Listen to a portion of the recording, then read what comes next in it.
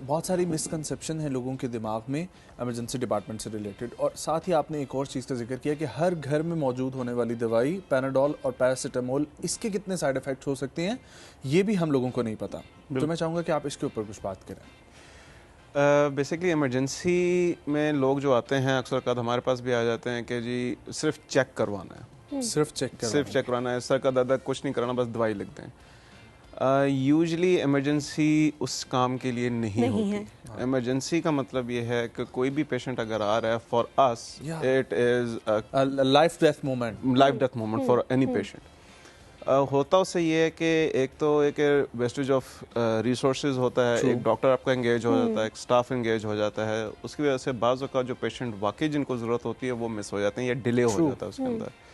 अगर तो किसी पेशेंट को अगर हम कहते हैं कि आप यहाँ पे नहीं, आपका जो प्रॉपर हल होगा वो ओपीडी में होगा या उसमें एडमिशन के बाद आपका प्रॉपर हल हो सकता है, तो देर सेइंग कि नहीं यहीं पे करवा लें, यहीं पे सब कुछ करके हमें यहीं से डिस्चार्ज कर दें। तो एक तो मिसकंसेप्शन ये है कि जो डॉक्टर कह रहा होता है वो किसी वजह से कह रहा होता है, क्योंकि इमरजेंसी फिजिशियन जो है वो ऐसी चीज़ें देख रहा होता है जो कि शायद नॉर्मल फिजिशियन या वो एक जनरल फिजिशियन या जनरल सर्जन नहीं देखता, because we are seeing the patient as a whole.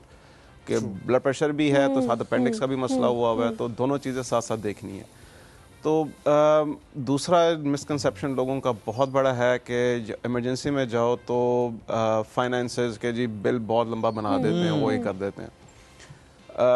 Again we have to make sure कि पेशेंट को कुछ और तो नहीं चल रहा, तो सारे टेस्ट हमें देखने पड़ते हैं। ट्रीटमेंट हम स्टार्ट कर देते हैं उसकी फॉर जो कि लग रहा होता है। फॉर एग्जांपल अगर एपिगैस्ट्रिक पेन या मैदे में जिसको लोग कहते हैं कि दर्द हो रहा है, सीना जल रहा है, लोगों को किस वक्त कहते हैं, उसकी हम ईसीजी भी करवाते हैं, उसके बाद औक़ात कार्डियक एंजाइम्स या वर्कअप वगैरह भी करवा देते हैं उसकी वजह ये है कि we need to be sure कि कुछ और तो नहीं चल रहा, और ये पेशेंट के बेनिफिट के लिए ही होता है। अक्सर औक़ात ये हुआ है पेशेंट हमारे पास आया है, कोई और मसला है, आपको पूछते हैं कि कोई ब्लड प्रेशर शुगर का, जो नहीं है, शुगर चेक कर लो वो 500 टपी हुई होती है। ये अक्सर common case, very common case, this is a very common case, और उसकी वजह से पेशेंट को पता हो कि ये है, इसकी वजह से हमें ये टेस्ट भी कराने पड़ेंगे, ये भी टेस्ट कराने पड़ेंगे।